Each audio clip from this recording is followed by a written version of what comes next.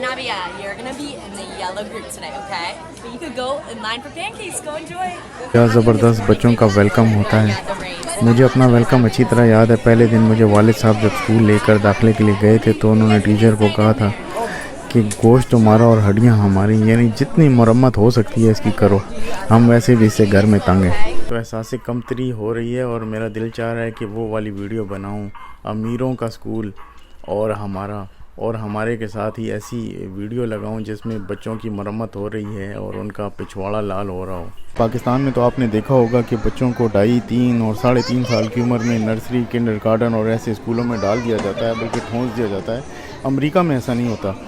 America में आप 5 साल से पहले बच्चे को एलिमेंट्री स्कूल में दाखिल नहीं करवा सकते, और अगर बहुत शौक़ है तो आप उसको डे केयर में डाल सकते हैं। यार, इन टीचर्स को देखकर मुझे रश्क आ रहा है। कितने ट्रेंड, वेल एजुकेटेड और कॉम्पिटेंट टीचर हैं और कितने साइंटिफिक तरीके से बच्चों को पढ़ा रहे हैं। और हमारे पाकिस्तान में और ख़ासकर पेशावर में वो एक टेक्निकल कॉलेज में एक पीटीसी कोर्स होता था जिसे मैं टीचर ट्रेनिंग कोर्स कहता था, जिसमें कोई फ़ेल नहीं होता था। वो पास करके आते थे और फिर वो प्राइमरी स्कूलों में बच्चों का मुस्तकबिल तबाह करते थे। मुख्तलिफ़ मुल्कों के झंडे भी यहाँ पे मौजूद हैं जिनके बच्चे यहाँ पे बहुत बड़ी तादाद में। तो ये अफ़गानिस्तान का झंडा आपको नज़र आ रहा है और उसके साथ ही हमारा सब्ज़ हिलाली परचम। अस्सलाम वालेकुम जनाब, मैं इस वक्त अपने बच्चों के स्कूल आया हूँ और यहाँ पे एक फैमिली गेट टुगेदर है। तो चलें अंदर चलते हैं और आपको बताते हैं। मेरे ये 2 छोटे बच्चे जो है ये इस एलिमेंट्री स्कूल में पढ़ते हैं। अमेरिका में प्राइमरी स्कूल को एलिमेंट्री स्कूल कहते हैं। तो मेरी बेटी किंडरगार्टन में है और आज उनका फैमिली गेट टुगेदर है। उनके पेरेंट्स को इनवाइट किया गया है। So glad you made it. How are you? Brought your brothers too? Good morning. Navia, you're gonna be in the yellow group today, okay? But you could go in line for pancakes. Go enjoy. Okay. Good morning. How are you? But you don't need a sticker. Okay, you're all set. यार, क्या ज़बरदस्त बच्चों का welcome होता है। मुझे अपना welcome अच्छी तरह याद है। पहले दिन मुझे वालिद साहब जब स्कूल लेकर दाखिले के लिए गए थे तो उन्होंने टीचर को कहा था कि गोश्त तुम्हारा और हड्डियाँ हमारी, यानी जितनी मरम्मत हो सकती है इसकी करो, हम वैसे भी इससे घर में तंग हैं।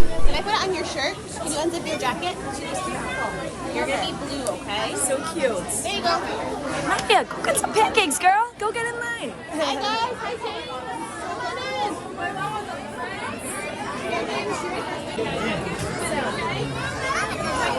Navia beat you to it. I know we just opened up this area too, so some seats are back there.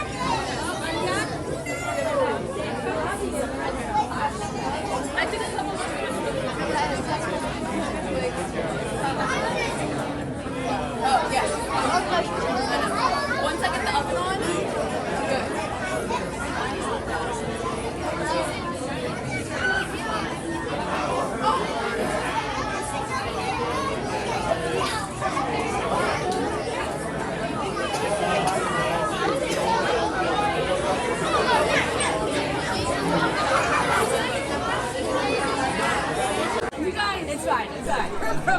ये देखें, बच्चे कतारों में आगे जा रहे हैं और ये इनके लिए यहाँ पे ये लोग नाश्ता तैयार कर रहे हैं। ये रूटीन में इनको ऐसे ही डेली बेसिस पे स्कूल जब शुरू होती है तो उससे पहले इनको नाश्ता दिया जाता है ताकि उनका जो दिन है उसका आगाज़ एक हेल्दी नोट पे हो।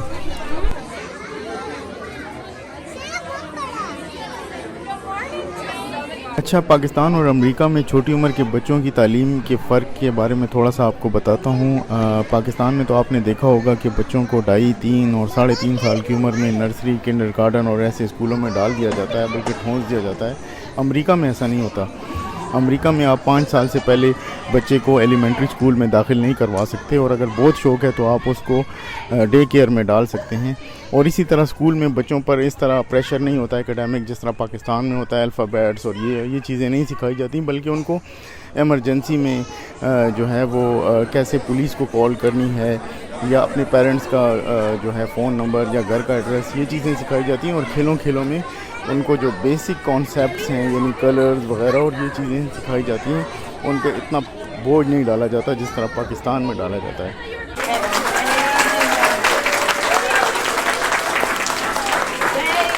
Absolutely the best, like for sure. So we need to bring our interpreters up here. They're here. They're all here? Yep. Okay, so we'll transition to the next part. So if you're on the other side of the partition, you might want to make your way over so you can hear where you're going to be going. So your child got a sticker coming in this morning, and that corresponds with the group that they're going to be going with. So we're going to make sure that our interpreters get a chance. If you need interpretation, we have Spanish, Arabic, and Farsi or Dari available. So I will tell you where we're going, and then we'll make sure that you get that interpretation if you need it.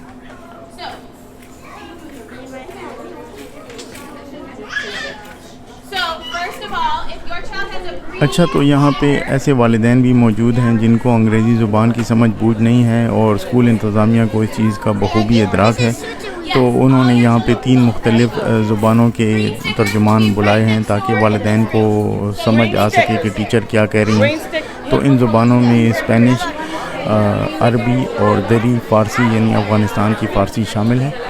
Spanish जैसे कि आप सब लोग जानते हैं कि America में दूसरी सबसे बड़ी या सबसे ज़्यादा बोली जाने वाली ज़ुबान है।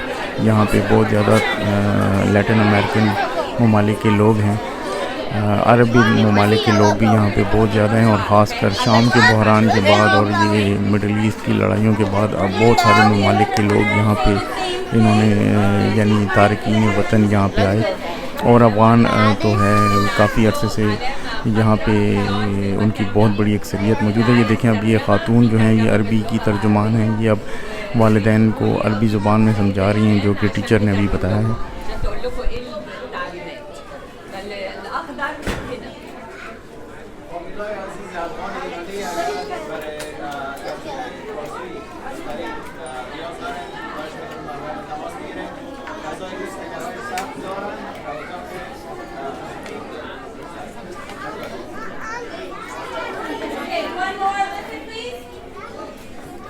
Buenos días para esas personas que cuando llegaron esta mañana a todos los niños se dieron una calcomanía.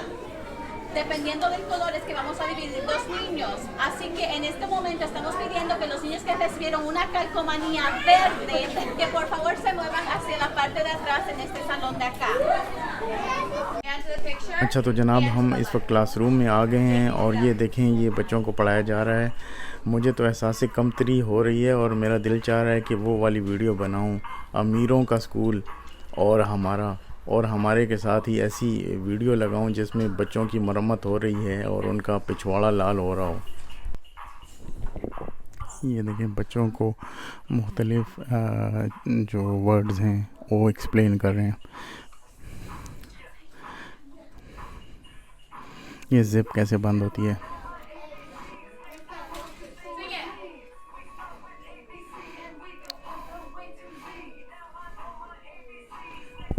This is a great thing to do with your kids while they are waiting. Like, let's say you're going to hand them the phone anyway, which we all do sometimes as parents.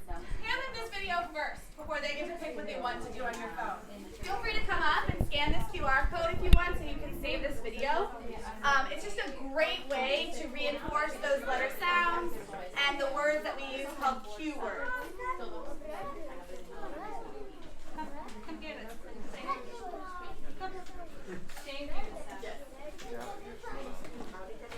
मैं भी ये इन्होंने Q code बताया कि ये scan करें तो आपको यानी इस जो वीडियो इन्होंने प्ले की है इसका एक्सेस मिलेगा। तो मैं जाके ये क्यू कोड जो है इसको स्कैन करता हूँ। यार, इन टीचर्स को देखकर मुझे एक रश्क आ रहा है। कितने ट्रेंड, वेल एजुकेटेड और कॉम्पिटेंट टीचर हैं और कितने साइंटिफिक तरीके से बच्चों को पढ़ा रहे हैं। और हमारे पाकिस्तान में और ख़ासकर पेशावर में वो एक टेक्निकल कॉलेज में एक पीटीसी कोर्स होता था जिसे मैं टीचर ट्रेनिंग कोर्स कहता था, जिसमें कोई फेल नहीं होता था, वो पास करके आते थे और फिर वो प्राइमरी स्कूलों में बच्चों का मुस्तकबिल तबाह करते थे। ये देखें, इन दो ट्रांसलेटर जो हैं ये ट्रांसलेट कर रहे हैं पेरेंट्स को। ये एक स्पेनिश ज़ुबान में कर रहा है ट्रांसलेट और ये ख़ातून जो है अरबी में ट्रांसलेट कर रहे हैं।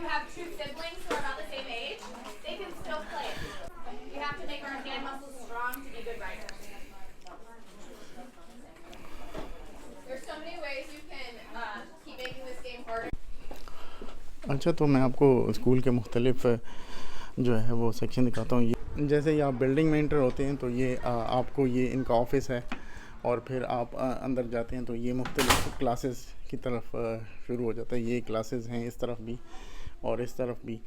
آگے ان کا ایک ہال ہے, آڈیٹوریم, جہاں پہ بچے اکٹھے ہوتے ہیں صبح اسمبلی کے لیے.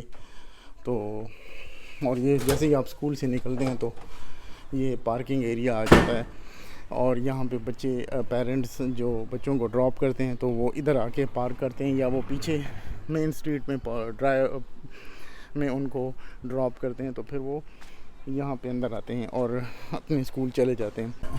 یہ دیکھیں میں آپ کو یہ کلاس روم یہاں دکھاتا ہوں. یہ دیکھیں یہ کلاس ہے, اب اس کے اوپر کہیں نظر نہیں آ رہا کون سی کلاس ہے, لیکن یہ ایسی کلاس, یہ بچے دیکھیں ہر بچے کا کہ یہ چیئر ہے, اس ٹیبل پہ 4 یا 5 بچے بیٹھتے ہیں, وہاں پہ ٹیچر بیٹھتی ہیں, وہ پیچھے جو ہے میں زوم آؤٹ کرتا ہوں تھوڑا سا.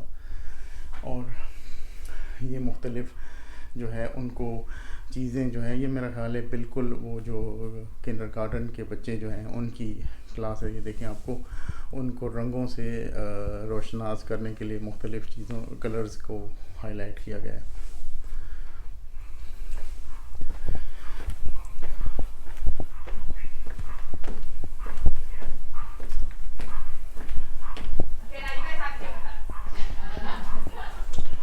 یہ دیکھیں مختلف ملکوں کے جھنڈے بھی یہاں پہ موجود ہیں, جن کے بچے یہاں پہ بہت بڑی تعداد میں ہیں.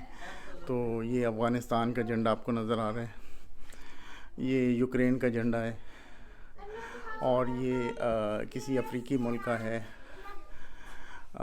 یہ بھی ایک جو ہے وہ ایجپٹ کا ہے, اور اس کے ساتھ یہ ہمارا سبز ہلالی پرچم. ارجنٹائنا کا جھنڈا بھی اس میں ہے, اور یہ میرے خیال سے ازبیکستان کا جھنڈا ہے, اور یہ قازقستان کا جھنڈا بھی ہے یہاں پہ. اور یہ دیکھیں یہ آپ کو مختلف جو ہے وہ ملک نظر آ رہے ہیں جن کے جھنڈے جن کے بچے یہاں پہ پڑھتے ہیں. تو یہ والے جو جھنڈے اوپر نظر آ رہے ہیں ان ممالک کے بچے اکثریت میں ہیں یہاں پہ, یعنی بہت بڑی تعداد میں, اور ان ملکوں کے بچے بھی یہاں پہ پڑھتے ہیں. تو یہ آپ دیکھ رہے ہیں. So we're James K. Polk Elementary School. We have a total of 806 students.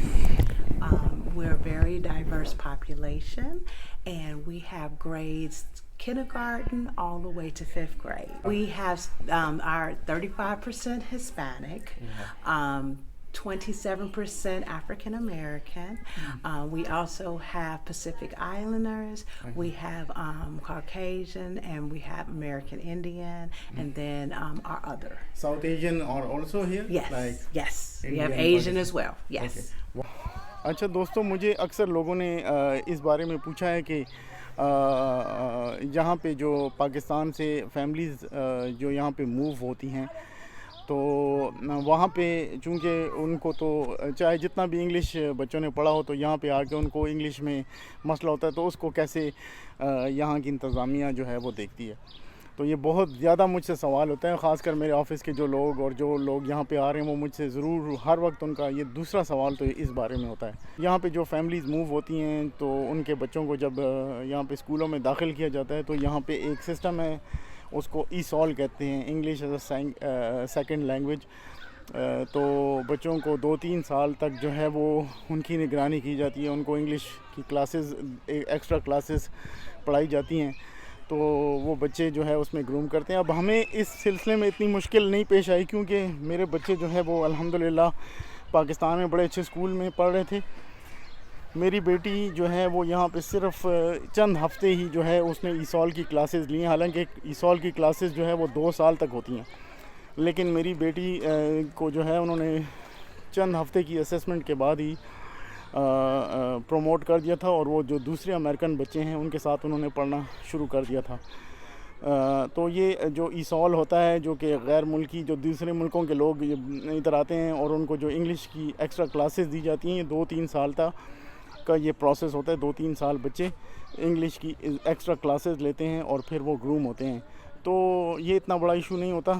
حالانکہ یہاں پہ سب سے بڑا جو ایشو ہے جو کہ یہاں کے جو پاکستانی امریکنز ہیں یا جو ادھر کے لوگ ہیں, یعنی جو کہ جن کی فیملیز پاکستان میں ہیں یا عرب ملکوں میں یعنی امیگرینٹس، ان کا سب سے بڑا مسئلہ یہ ہوتا ہے کہ جو بچے یہاں پہ پیدا ہوتے ہیں ان کے لیے پھر ان کی زبان سیکھنا بڑا مسئلہ بن جاتا ہے. اب جو پاکستانی امریکنز ہیں، جو یہ جنریشن جو ہے، تو ان کو انگلش کا تو مسئلہ نہیں ہوتا، لیکن پھر ان کے لیے اردو سیکھنا بڑا مسئلہ بن جاتا ہے. اور اردو بول پھر بھی وہ لیتے ہیں، لیکن وہ اردو پڑھنا بڑا مشکل ہو جاتا ہے ان کے لیے. ہمیں تھوڑا سا کنسرن اپنی چھوٹی بیٹی کا تھا، چونکہ اس نے اسکول اتنا نہیں پڑھا تھا، بڑی چھوٹی تھی جب وہ آئی تھی یہاں پہ. تو الحمدللہ اس کو شروع میں تھوڑا نہیں بلکہ بہت ایشو بنا، لیکن الحمدللہ چند ماہ کے بعد اب وہ ایسی انگلش بولتی ہے جیسے کہ وہ امریکن یہاں پہ بولتے ہیں. اس کا ایکسنٹ بھی ایسا ڈیولپ ہوا ہے، امریکن ایکسنٹ میں باتیں کرتی ہے. اس کے علاوہ اکثر لوگ مجھ سے یہ سوال بھی کرتے ہیں کہ یہاں ایڈمیشن کا کیا طریقہ کار ہے. سب سے پہلے تو یہ ہے کہ یہاں پہ تعلیم مکمل طور پہ فری ہے، اور ایڈمیشن دینا بچوں کو، چاہے آپ کا جو امیگریشن سٹیٹس ہے وہ کوئی بھی ہے، یہ حکومت کی ذمہ داری ہے کہ وہ آپ کے بچوں کو اسکولوں میں جو ہے ایڈمیشن دے گی. تو اس میں کسی قسم کی کوئی جو ہے وہ نہیں ہے. یہ یہاں پہ تعلیم سب کے لیے ہوتی ہے، چاہے وہ کسی بیک گراؤنڈ سے، کسی مذہب سے، کسی بھی امیگریشن، چاہے وہ امریکنز ہیں کہ نہیں ہیں. یہ حکومت کی ذمہ داری ہوتی ہے کہ وہ بچوں کو اسکول میں ایڈمیشن دے. تو بچوں کو ایڈمیشن یہاں پہ فری ملتا ہے اور تعلیم یہاں پہ فری ہوتی ہے. 12ویں کلاس تک امریکہ میں تعلیم مکمل طور پہ فری ہے. اور ایک اور مزے کی چیز یہ ہے کہ یہاں پہ آپ کو اسکول میں صبح کا ناشتہ اور دوپہر کا کھانا بھی ملتا ہے، جو کہ فری ہوتا ہے. یعنی یہ حکومت کی طرف سے ہوتا ہے. یہ تمام بچوں کے لیے ہے، چاہے وہ امریکن ہیں چاہے وہ نہیں ہیں. تو ان کو ناشتہ اور دوپہر کا کھانا جو ہے وہ اسکول سے ملتا ہے. تو یہ ایک بہت بڑا فیکٹر ہے. پتہ ہے کیا، شاید آپ لوگوں نے بھی نوٹس کیا ہو، اور میں بھی جب اسکول میں تھا، خاص کر 6ٹھی 7ویں 8ویں سے 10ویں تک، تو مجھے اس چیز کا بہت وہ ہوتا تھا. ہم گھر سے بھی چیزیں لے جاتے تھے، لیکن ہم صبح 7 بجے 7:30 بجے نکلتے تھے اور پھر 3 بجے گھر آتے تھے. تو بھوک ہمیں بہت تنگ کرتی تھی. ہم جب اسکول آتے تھے تو اپنے ساتھ گھر سے کچھ چیزیں لے آتے تھے، لیکن پھر بھی جو ہے نا، وہ چاہے جتنی بھی چیزیں لے آئیں تو اتنا لمبا آپ اسکول میں رہیں گے تو ظاہری بات ہے وہ آپ کو پھر کچھ ٹائم کے بعد بھوک لگنا شروع ہو جاتی ہے. تو یہاں پہ ہنگر پریونشن جو ہے، یہ بھوک مٹاؤ کے حوالے سے جو ہے بڑے کنکریٹ میجرز ہیں. اسکول میں بچوں کو صبح کا ناشتہ دیا جاتا ہے اور ہیلدی میل دی جاتی ہے، ہیلدی فوڈ. مطلب یہ کہ دودھ دیا جاتا ہے، سیریل دیا جاتا ہے، کوکیز دیے جاتے ہیں، ہائی انرجی بسکٹس دیے جاتے ہیں، کیک دیے جاتے ہیں. اسی طرح دوپہر کے کھانے میں پروٹین، کاربز اور یہ جتنی بھی انرجی کی چیزیں ہیں وہ ساری انشور کی جاتی ہیں. ہیلدی فوڈ ان کو دیا جاتا ہے دوپہر کو بھی. تو یہ ایک بہت بڑا بینیفٹ ہے بچوں کو کہ یہاں کی زیادہ تر ریاستوں میں صبح ناشتہ اور دوپہر کا کھانا فری میں دیا جاتا ہے. تو یہ ایسی چیزیں ہیں کہ جس کے بارے میں مجھ سے اکثر لوگ پوچھتے رہتے ہیں. تو دوستوں، مجھے امید ہے آپ کو میری یہ ویڈیو پسند آئی ہوگی. میں نے یہاں پہ ایک پرائمری اسکول دکھایا جس میں مختلف کلاسز آپ کو دکھائیں، یہاں پہ ایکٹیویٹیز جو ہوئیں وہ آپ کو دکھائیں، یہاں کے ایڈیٹوریم میں گیٹ ٹوگیدر ہوا وہ آپ کو دکھایا. تو مجھے امید ہے آپ کو میری یہ ویڈیو پسند آئی ہوگی. انشاءاللہ عنقریب ایک دوسری ویڈیو کے ساتھ آپ کی خدمت میں حاضر ہوں گا. تب تک کے لیے اجازت. اللہ حافظ.